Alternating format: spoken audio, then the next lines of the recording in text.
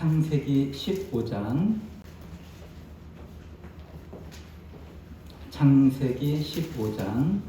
1절에서 11절 말씀까지입니다.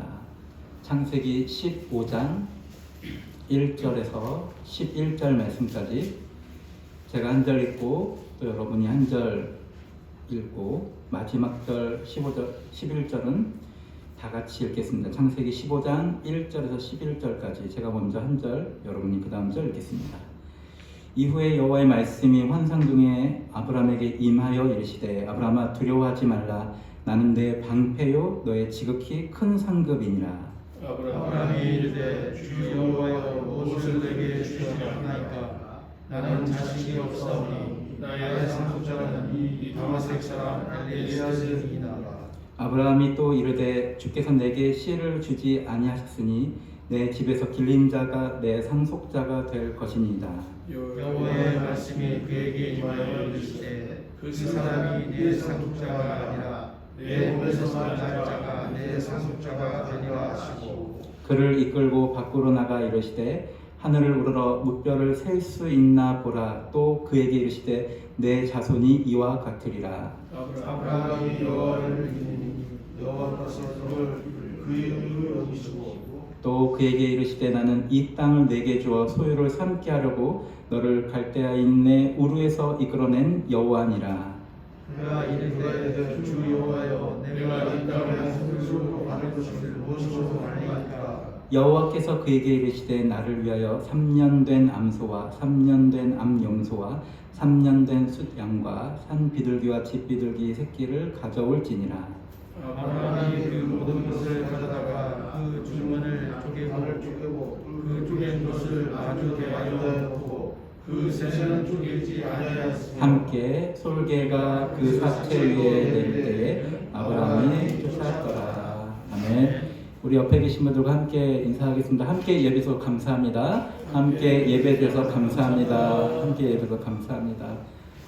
여러분이 함께 있기 때문에 하나님께서 우리에게 주시는 은혜와 또 사랑이 더 풍성하게 서로에게 경험되어집니다. 그래서 함께 있을 때가 굉장히 더 에너지가 있고 좋습니다. 오늘 오면서 이제 집사람이 저에게 근데 호칭을 뭐라고 해야 할지 좀 고민했는데 일단은 집사람이라고 했지만 또 조선영 전도사이기도 합니다. 그래서 교회에서는 일반적으로 담임 목사의 아내를 사모라고 부르는데 또 전도사로 하고 있고 하니까 호칭이 애매합니다. 아무튼 집사람이 오면서 그 베이징 동계올림픽에 대해서 얘기를 해줬어요. 그래서 논란도 있고 그렇지만 재밌는 얘기가 있었죠. 황대현 우리나라 선수 맞죠? 이름이 그 선수가 숏트랙에서 금메달 딸 때 캐나다 선수가 우리나라 선수를 보고서 저 선수만 쫓아가면 뭔가 되겠다 싶어가지고 그냥 쫓아갔을 뿐인데 은메달 땄대요. 그리고 또 하나 얘기도 또 해줬어요. 그 황대현 선수가 이제 금메달 따고서 수상 이제 소감을 밝히는데 BBQ 맞죠? 거기에 관련된 높은 분이 그 단장님이시래요. 올림픽 선수잖아요. 근데 그걸 의식해서 그랬는지 아무튼 이 황 선수가 이제 경기 후에 뭐 하시고 싶으세요? 이렇게 얘기했더니 BBQ 치킨 중에 어떤 메뉴를 먹고 싶습니다 라고 얘기했대요. 그래서 그날 그 메뉴가 엄청나게 우리나라에 팔렸다는 그 얘기 들으니까 저도 여보 오늘 우리 저녁에 그거 시켜 먹자 그랬더니 이미 먹은 거래요 우리가. 근데 한 번 또 그렇게 인터뷰에서 얘기하니까 진짜 그 맛을 먹어보고 싶고 막 그런 생각이 들어요. 이 얘기 들으면서 우리가 지금 이제 지난 주일 그리고 수요일날 아브라함에 대해서 얘기를 했습니다. 우리가 아브라함을 그냥 단순하게 쫓아가기만 해도 은메달을 딸 수 있어요. 그 캐나다 선수는 자기 생애 처음 메달 딴 거래요. 근데 그냥 한국 선수가 갑자기 뭔가 잘 가는 것 같으니까 내가 저것만 쫓아가 봐야겠다. 근데 그냥 자기 생애 처음 메달을 따고 내가 이렇게 메달을 딸 줄이라고 놀랬다는 거예요. 오늘 지난 주일과 또 수요일날 아브라함 또 오늘 또 이렇게 아브라함 얘기 나오는데 그 말씀들을 보면서 우리가 조금만 따라가기만 해도 하나님의 큰 복이 여러분에게 임할 것을 믿습니다. 네, 아브라함이 사례를 노이라고 속이는 일을 발생했었죠. 지난 주일날. 왜 그러냐면 자기가 애굽으로 내려가는데 아내가 얼마나 예쁜지 우리 상상할 수 없는데 아내가 얼마나 예쁜지 생명의 위협을 느낀 거예요. 나를 죽이고 아내를 훔쳐갈까 봐. 그러니까 아내를 누이라고 이제 속이는 작전을 짰는데 그걸 통해서 하나님께서 막 화를 내시거나 때리지 않았어요. 아브라함을 때리지 않고 오히려 아브라함의 아내를 취하려고 했던 애굽의 파라오를 오히려 그 집에 징계를 내렸죠. 파라오 입장이 굉장히 억울한 일이죠. 그래서 나중에 아브라함이 따지잖아요. 너 왜 아내를 누이라고 얘기해가지고 나한테 이런 일이 발생하게 했냐. 근데 그 가운데 우리가 주목해야 될 거는 하나님께서 아브라함을 혼내시지 않았다는 거예요. 왜 그러냐면 은혜, 믿음 이런 걸 가르쳐주기 위해서는 혼내는 것으로 할 수 있는 개념들이 아닌 거죠. 그래서 제가 지난주에 노래도 막 하면서 사랑 노래 부르는 제자에게 똑바로 하란 말이야, 막 릴렉스 하라고 막 이렇게 해서는 그 사랑의 감정 혹은 릴렉스가 이루어질 수 없어요. 믿음이라고 하는 것도 그런 거잖아요. 믿으라고 막 이렇게 때리면서 믿으라고 이렇게 했을 때는 그 믿음이라고 하는 것을 얻을 수가 없죠. 믿음이라는 건 저 사람이 내가 실수하더라도 끝까지 나를 사랑할 것이다. 끝까지 나를 봐줄 것이다. 뒤를 도와줄 것이다 라는 것이 있을 때 믿을 수 있잖아요. 그러니까 하나님께서 너 아브라함 왜 내가 그 전에 너한테 축복의 말씀들을 줬고 내가 너를 지켜준다. 너를 만국의 아버지로 만들어준다고 내가 얘기했는데 너의 겁에 질려가지고 네 아내를 누이라고 속여? 이렇게 하지 않았다는 거예요. 그냥 여기서 내가 믿음을 가르쳐줘야겠다. 근데 아브라함이 이제 그걸 경험하고 나서 그 다음에 어떤 일을 했냐면 우리가 수요일날 제가 그런 말씀 전했습니다. 그걸 딱 경험하고 나면 하나님이 나에게 어떤 분이신구나 라고 하는 걸 깨닫게 된다고 했죠. 그리고 하나님이 나에게 원하시는 것은 믿음을 장려하는 것, 믿음이 커나가는 것을 원하시는구나. 그걸 아니까 아브라함의 시각이 바뀌어진 거예요. 그러니까 그 전에 애굽으로 내려갈 때는 하나님을 배제한 시각으로 현실을 보니까 엉뚱한 작전을 짰던 거예요. 사실 아내를 누이라고 속인 그 작전은 어떻게 해도 성공할 수가 없어요.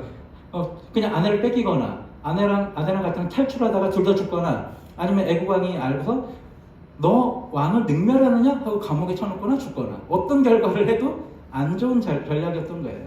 근데 하나님을 이제 배제하지 않은 상태에서 나와 동행하시는 예수님, 나와 동행하시는 하나님을 딱 간직한 상태에서 이제 시각을 보니까 그 당시에 그 땅에서 아브라함이 기거했던 상황에서 전쟁들이 일어났죠. 동맹군들의 아주 큰 전쟁이 일어났어요. 그 땅 가운데 제일 큰 전쟁이죠. 그 땅에서 전쟁이 일어났는데 자기 조카 롯이 납치당했어요. 근데 이제는 모든 관점에서 하나님을 배제하지 않고 나와 함께 하시는 하나님을 딱 간직하고 그 상황을 보니까 어떻게 해요? 꼭 필요한 것만 하게 돼요. 그럼 제가 수요일날 싸웠던 얘기 했습니다. 초등학교 때 싸웠던 얘기. 유일한 싸움인데 꼭 어떤 싸움을 내가 대할 때 나에게 익숙하고 꼭 그냥 하기만 하면 되는 거. 그것이 이제 다윗에게도 있었잖아요. 다윗에게는 그 사울 왕이나 자기 형들조차도 야, 네가 꼬마가 여기서 왜 나서? 막 그러기도 하고 다윗이 나선다고 하니까 사울 왕이 그러면 큰 칼과 갑옷을 입고 가라 라고 얘기를 했는데 그것이 다윗의 옷에 맞지 않는 것들이잖아요. 그러니까 다윗이 괜찮습니다. 나에게는 하나님이 나와 함께 하시는 하나님이 계신다라고 하는 고백 선포를 하고 나에게는 물맷돌, 늘 이 물맷돌로 이렇게 당시에 그 군대의 전쟁사를 보면 다윗이 물맷돌 한 게 사실은 그냥 목동들에게만 있는 게 아니라 물맷돌 부대가 원래 있더라고요. 전쟁을 할 때. 화살 부대도 있고 뭐 창, 검 부대도 있는데 진짜 이렇게 돌을 이렇게 던지는 부대가 따로 있더라고요. 그러니까 사실 다윗은 그냥 자기가 돌보는 양을 지키기 위해서 맹수로부터 물맷돌이라고 하는 그냥 애들 장난을 한 게 아니라 사실 군사훈련을 이미 한 셈이에요. 근데 나에게 익숙한 이것으로 내가 하나님을 믿고 나아가겠다라고 해서 골리앗을 쓰러뜨렸잖아요. 아브라함이 자기 조카의 롯을 딱 구하기 위해서 아브라함이 이제는 하나님이 나와 함께 하신다고 하는 것을 보고서 현 시각으로 딱 정확히 현실을 대면하니까 꼭 필요한 것만 가져왔어요. 그게 뭐냐면 집에서 키우고 자라내서 마치 내 수족처럼 딱 부릴 수 있는 318명의 집안의 그냥 용사들. 그게 무슨 영화 300에 막 그런 것처럼 막 울퉁불퉁한 일당 100 이런 사람은 아닐 거예요. 그냥 집에서 그냥 훈련시키고 기르는 그냥 사병 같은 역할인데 딱 내 몸에 필요한 사람들. 아마 식구들은 더 많았겠죠. 사병이 318명이면 총 가족은 얼마겠습니까? 그냥 칼을 들 수 있는 사람을 다 전쟁에 투입하지 않고 딱 지금 나에게 익숙한 그리고 딱 필요한 것만. 그래서 우리가 아는 것처럼 GPD 지으면 백전백승이다. 그러니까 상대편이 뭐 하고 있는지 이동의 동선. 우리 흔히 우리 게임하는 소찬이 잘 알 거예요. 이 자식 맵 켰네? 이런 말 쓰죠. 어떻게 알았지? 내 부대 이동을 어떻게 알았지? 만약에 우리가 정확한 시각을 갖고 있으면 상대편이 아무리 많고 또 강력한 무기를 갖고 있다고 하더라도 다 이길 수 있잖아요. 움직이는 거 뻔히 다 알면. 그러니까 정확한 시각이 되게 중요한데 이 정확한 시각을 갖는 방법은 하나님이 나와 함께 하신다는 거. 예수님이 오늘날 우리 따지면 예수님이 나의 대장이 되신다고 하는 거. 내 삶 가운데 예수님이 나의 대장 되셔서 항상 내 삶 가운데 함께 하신다고 하는 것을 인지하고 믿고 있는 상태가 되면 시각이 정확하게 된다고 하는 거예요. 그러니까 그 싸움 자체에서는 기적이 일어나지 않았을 거예요. 그냥 보통 다윗 보고 나중에 다윗 왕이 블레셋 사람들하고 싸울 때 전쟁해라 할 때 진짜 그 전쟁은 그냥 현실적인 전쟁이잖아요. 칼이 날라오는데 하나님 대신 막아주는 게 아니라 진짜 당시에 이스라엘은 청동기 후기라고 한다면 블레셋은 무역을 많이 하니까 철기 초기 그러면 무기에서의 지금 차이가 나잖아요. 철기가 청동칼을 치면 이게 청동칼이 더 무뎌져요. 그런데 아무리 우리가 이겨도 결국은 나중에는 칼을 갈 수 있는 시간이 없으면 무딘 칼로 때려서 죽이는 거잖아요. 그러니까 그 전쟁에서는 기적이 없어요. 그냥 진짜 맞으면 피 나고 때리면 피 나고 하는 전쟁인데 이 모든 전쟁을 바라보는 관점 자체가 기적인 거죠. 이 전쟁 가운데 하나님이 하신다. 그리고 이 전쟁을 수행할 때 그 전에 어떻게 수행하라 하나님께 다윗에게 얘기하거든요. 어느 때는 그냥 나가 싸워라 할 때도 있지만 어느 때는 수풀에 숨어 있다가 바람에 저 높은 곳에 있는 나뭇가지가 나뭇잎 흔들리면 나가 싸워라. 그렇지만 나가서 싸울 때는 진짜 현실 전쟁인 거예요. 피튀기고 살튀기고. 우리가 가져야 될 그냥 보편적인 기적, 물론 하나님께서 우리의 삶 가운데 아주 특별한 기적들을 이루시기도 합니다. 근데 우리가 가져야 될 먼저의 보편적인 기적은 하나님이 나와 함께 하신다고 하는 거.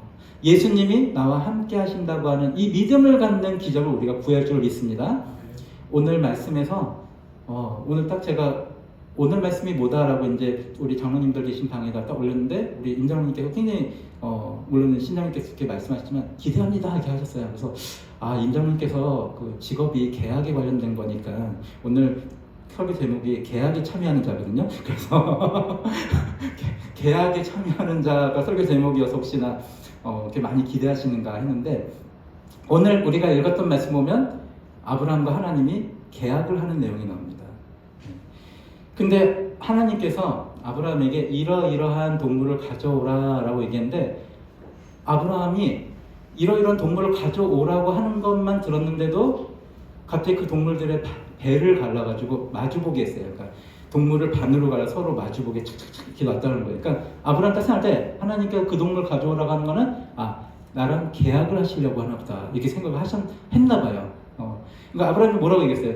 내가 이 땅에 하나님께서 주신다고 하는 이 가나안 땅에 준다고 하는 것을 내가 무엇으로 확신할 수 있겠습니까? 물었더니 동물 가져와라 했더니 계약하시려고 하는 나랑 이렇게 생각을 바로 했나 봐요. 그래서 동물의 반을 가르고 짝짝 놨어요. 이게 바로 당시의 문화에서 계약의 방식이에요. 오늘은 이제 임장로님께서는 딱 계약서 이제 부동산 업을 하시니까 임대인과 임차인 딱 와서 딱 중개하셔가지고 신분증 다 확인하고 등기부 등본 건물에 이제 대장 딱 떼어주고 서로 돈 왔다 갔다 계약금 하고서 딱 임차인도 사인 그 부동산 업 하시는 분도 대표 사인하고 임대인, 임차인 다 사인하면 이제 계약이 끝나는 거잖아요.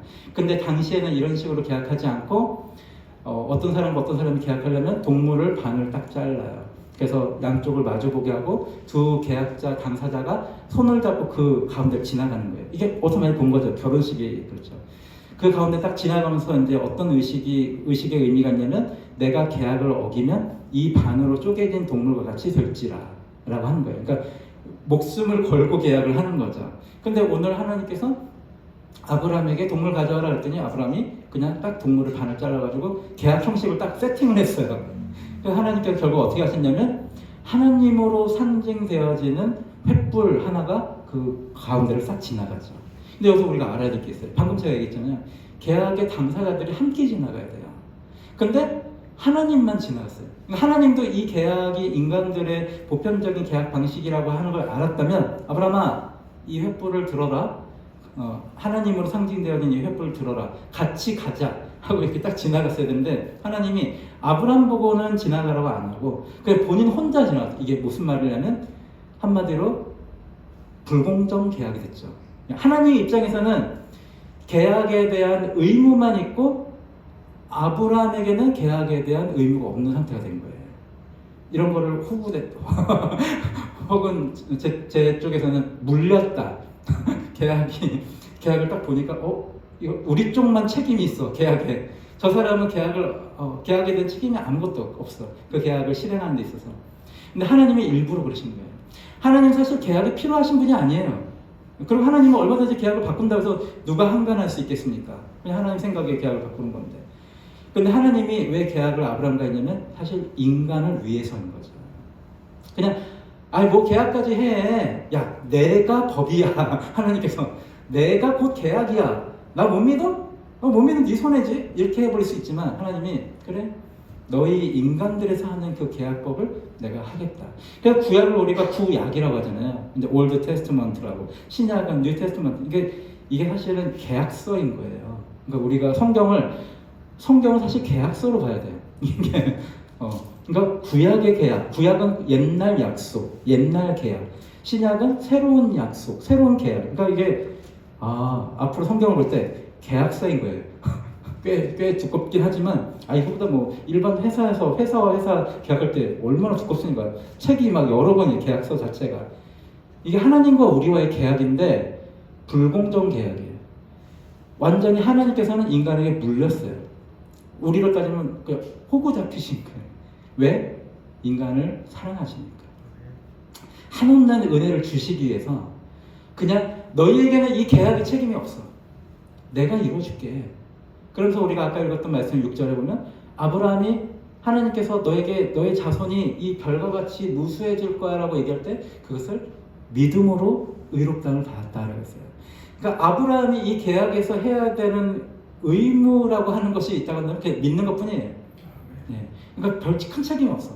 근데 아브라함의 후손이 별과 같이 무수하게 하는 것에 대한 책임은 누구한테 있어요? 하나님에게 있어요. 아브라함으로 하여금 이 가나안 땅을 다 그의 소유로 만드는 데에 책임이 누구에게 있어요?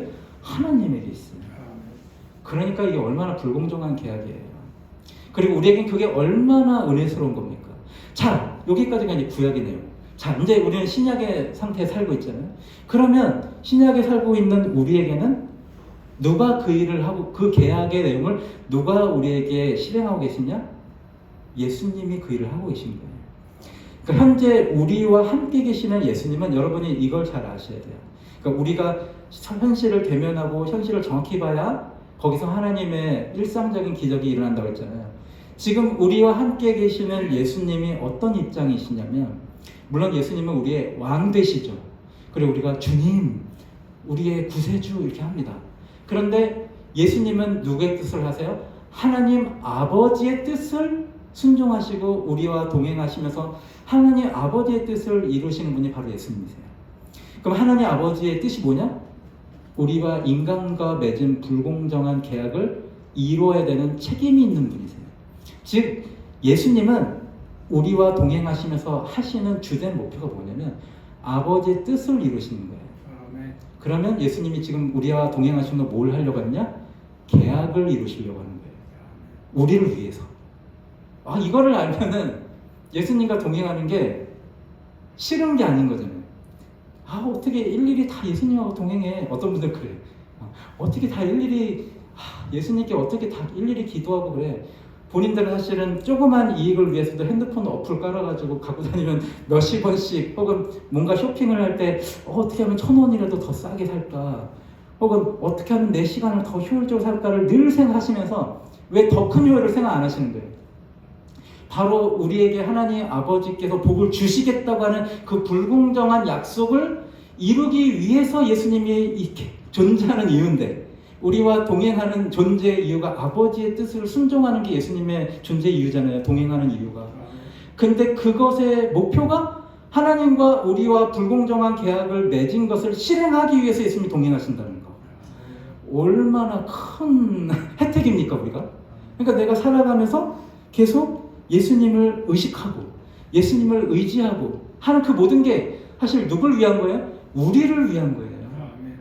우리에게 우리가 이룰 수 없는 하나님의 놀라운 은혜의 불공정한 계약을 이루어주시기 위해서 예수님이 계신다고 하는 거죠. 그러니 우리가 예수님을 떠올리고 예수님께 순종하려고 하는 게 다 그 불공정한 계약에서의 온전한 혜택을 누리는 우리를 위함이라고 하니까 그걸 생각하면 사실 우리가 예수님께 나아가는 것을 게을리할 리가 있습니까? 여러분은 조금이라도 더 싼 데 살려고 하잖아요. 물건 하나, 만약에 에어컨 하나 살려고 해도 얼마나 많이 검색합니까? 그냥 딱 검색하고 탁 첫 번에 뜬 제일 비싼 걸 이렇게 사십니까? 안 그렇잖아요. 거기서 우리가 굉장히 이걸 찾으려고 하는데 그 마음 그대로 예수님을 바라봐야 돼요. 예수님이 나의, 그래서 뭐라고 하냐면 하나님이 나의 기업이 되신다. 그러니까 이 말이 먼 말이 아니에요. 기업이 된다는 건 뭐냐면 우리한테 이익이 된다는 뜻이잖아요. 나한테 혜택이 된다는 뜻이잖아요. 예수님이, 내가 예수님을 쫓아가는 것이 나에게 큰 혜택이 되는 거구나. 이 계약이 하나님께서 우리 인간에게, 아브라함에게만 계약한 게 아니잖아요. 우리는 믿음으로 아브라함의 후손, 자손이 되서 믿습니까? 아멘. 우리는 믿음으로 아브라함의 후손이에요. 예, 아브라함은 믿음의 조상이 됐다 했잖아요. 그러니까 그 혈통은 아니죠. 아브라함은 이스라엘 사람은. 근데 우리는 믿음을 갖고 있는 것 때문에 아브라함이 받는 그 모든 혜택을 우리도 받을 수 있는 상속자로서의 후손이 된다. 그러니까 이 계약들은 현재 우리에게도 유효하다고 하는 거예요. 제가 이걸 딱 깨달았을 때 20대 그렇단 말이야. 계약서를 다시 한번 읽어봐야겠다. 이제 계약서를 읽어봐야겠다. 여러분 이제 성경을 읽으실 때 이게 나에게 해당하는 계약서구나. 이렇게 하면서 계약서를 면밀히 보세요. 네. 디테일에 악마가 있지만 사실 여기 디테일에는 다 악마가 아니라 다 은혜가 있습니다. 왜냐하면 다 우리에게 혜택을 주시기 위해서 쓰신 거기 때문에 그렇죠. 그래서 예수님이 하신 말씀이 이제 이해가 된 거예요. 뭐냐면 예수님이 요한복음 13장 14절 이렇게 말씀하십니다. 내가 주와 또는 선생이 되어 너희 발을 씻었으니 너희도 서로 발을 씻어주는 것이 옳다. 예수님이 또 이렇게 말씀하시잖아요. 항상 우리에게 말씀하시는 게 나는 섬기러 왔다고 예수님 말씀하시잖아요. 그러니까 섬기러 왔다. 그 말은 마태복음 20장 28절에 나와요. 인자가 온 것은 섬김을 받으러 함이 아니라 도리어 섬기러 왔다라고 예수님 말씀하세요. 그러니까 이거를 지금 이 구약과 분리돼서 생각하면 그냥 교회에서 착한 사람이 되어야 하나 보다 이렇게 생각하는데 그게 아닌 거예요. 예수님이 섬김을 받으러 온 게 아니다. 즉 우리한테 왕대접 받으러 온 게 아니다라고 말씀하신 거예요. 오히려 섬기러 왔다. 즉 계약을 우리랑 하나님이 맺었는데 그 계약을 실행하는 직원으로 오셨다고 얘기한 거예요. 혜택을 주는 직원으로 오셨다. 그러니 사실 우리가 예수님의 제자가 되어간다고 하는 말은 어떤 의미가 있냐면 그냥 물론 예수님 믿고 교회에 와서 하나님의 복을 받는 고객이 될 수도 있어요. 근데 내가 예수님의 제자가 된다는 것은 고객에서 점점 직원이 되어간다는 뜻이에요. 그리고 그 직원은 되게 놀라운 건데 내가 그냥 혜택만 누리는 고객에서 예수님을 점점 닮아간다. 즉 예수님이 섬기는 자로 왔으니 나도 섬긴다. 즉 이것은 재벌의 일가가 된다고 하는 말과 똑같아요. 하나님의라고 하는 하나님 재벌의 일가. 그러니까 단지 직원이 아닌 거예요. 그러니까 여기 계신 분들이 예수님이 우리를 섬기러 오셨다고 하는 말을 이제 이해하셨을 거예요. 그 계약을 이루기 위한 실행자로 오신 거예요.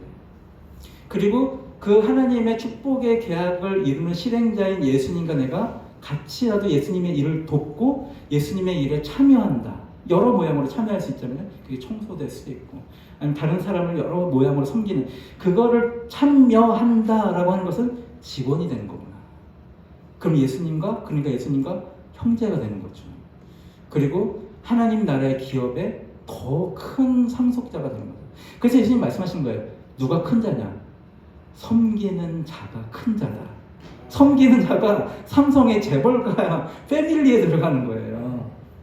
그래서 섬기는 자가 크다는 거지. 그냥 도덕적인 가르침으로 그냥 남에게 착하게 하는 사람이 좋은 거다. 이거는 그냥 교회 안 다니는 사람도 하는 거예요. 그냥 남에게 선한 일을. 근데 이런 연결이 아니에요. 이거는 구약이라고 하는 건 옛날 계약이니까 필요 없다 이게 아니라 구약에 처음에 어떻게 계약이 되어 있고 신약을 통해서 그 계약이 오늘날 어떤 패치들이 일어나서 우리에게는 더 쉽게 옛날에 핸드폰 쓰신 분들은 뭐 시티폰 써보셨어요? 시티폰 썼을 때는 차 타고 지나가면서 시티폰 통화가 안 돼요. 기지국이 바뀌는 순간 전화 끊었잖아요. 그거보다 더 삐삐 세대 막 그런 게 있죠. 그러니까 옛날 버전이 있는데 지금은 우리에게 스마트폰이 있어서 더 스마트폰으로 못하는 게 없게 됐잖아요. 그러니까 신약은 더 편한 버전이 있어요, 사실은. 그러니까 성경에서 지금은 은혜 받을 만한 때요라고 말씀하시는 거예요. 지금 여러분에게는 더 편안하게 신앙생활을 할 수 있는 은혜의 시대에 우리가 살고 있는 거예요. 우리 지난주 수요일날 막 이단에서 얘기하면서 아직도 뭐 구약의 그런 율법을 지켜야 한다라고 하는 이단 얘기 들었지만 지금은 우리가 은혜의 시대에 살고 있다고 하는 것이죠. 근데 모세 같은 경우가 갑자기 모세 얘기를 했습니다. 가나안 땅에 못 들어가게 됐죠. 왜냐하면 모세가 그 결정적인 순간에 백성들에게 화가 난 거예요. 그렇죠? 불평불만하는 백성들에게. 그래서 원래 하나님께서는 바위를 통해서 그냥 물을 줘라 라고 말씀하셨는데 모세가 이 백성들을 볼 때 열받은 거예요. 하나님께 계속 불평불만하고 그게 자기에게 대한 어떤 질책인 것 같이 동일시 여겨졌나 봐요. 그러니까 모세와 아론이 어떻게 했냐면 반석을 여러 번 치면서 야 그래 물을 원하냐? 그래 우리가 이 반석에서 물을 낼까? 하면서 물이 나가긴 했어요. 그랬더니 하나님께서 모세와 아론 너희는 약속의 땅 가나안에 못 들어가겠다. 너무 가혹한 일인가 아닌가? 근데 지금 제가 얘기했던 말씀들 가만히 생각해 보세요. 모세와 아론 누구예요?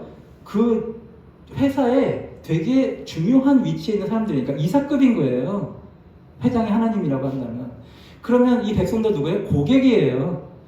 하나님께서 이 백성들에게 축복하겠다, 복주겠다고 하는 아브라함, 오늘 말씀에서 아브라함이 잠깐 하나님께서 이 계약할 때 잠들게 했어요. 그래서 잠들게 하면서 어떤 말씀을 아브라함에게 했냐면 네 자손들이 400년 동안 어느 나라에 포로가 돼 있을 거다.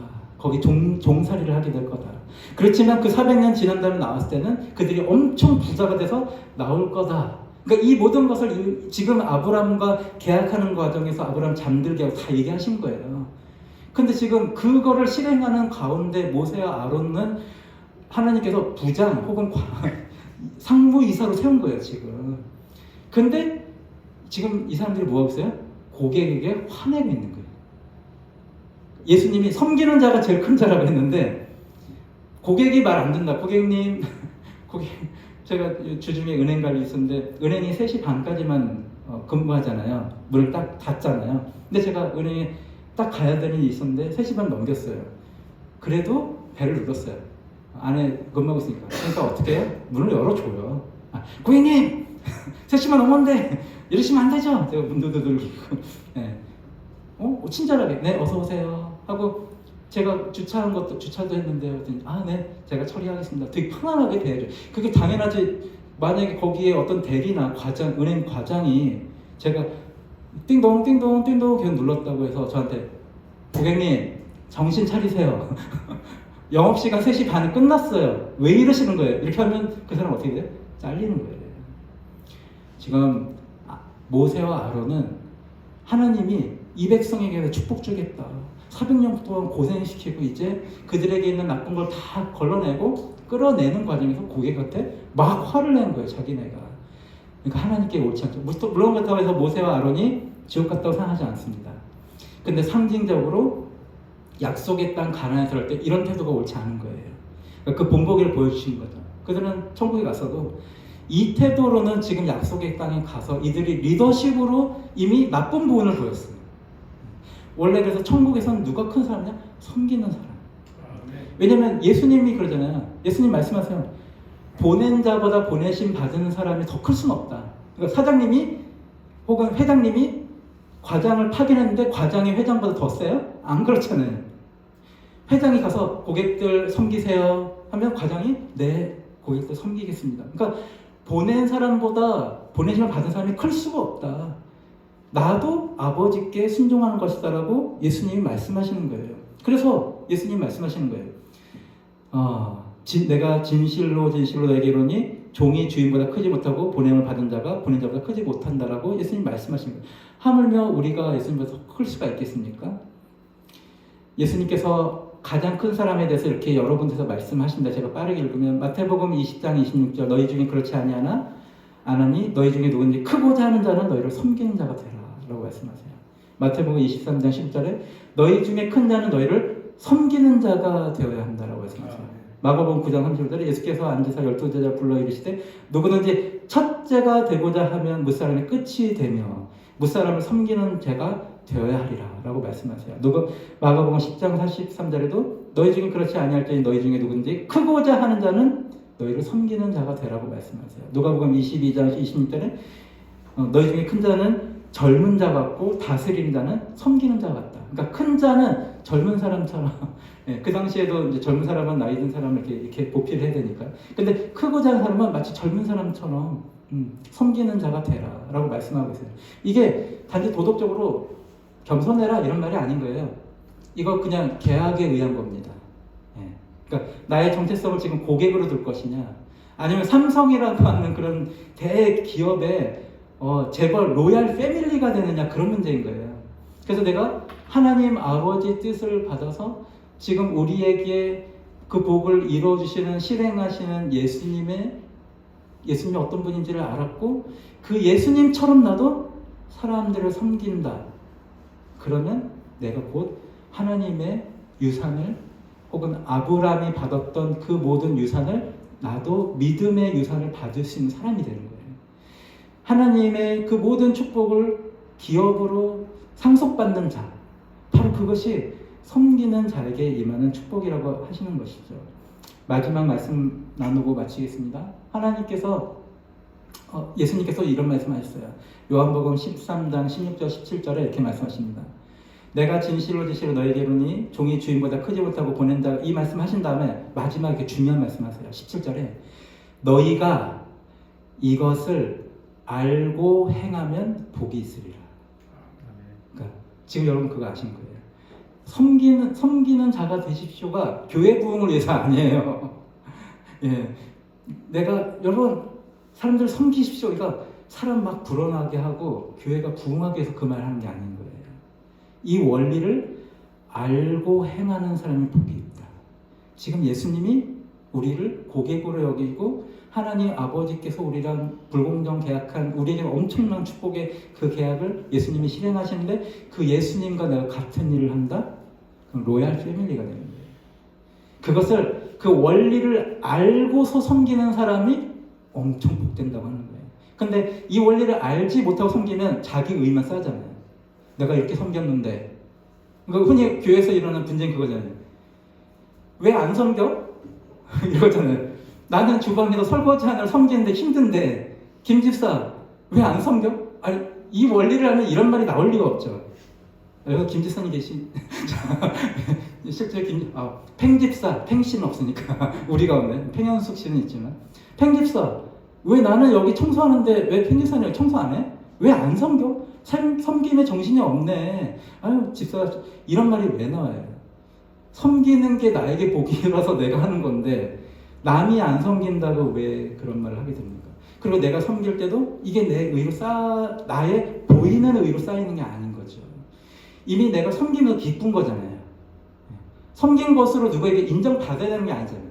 왜 내가 섬겼는데 왜 목사님 못 알아보시지? 왜 그걸 칭찬 안 해주시지?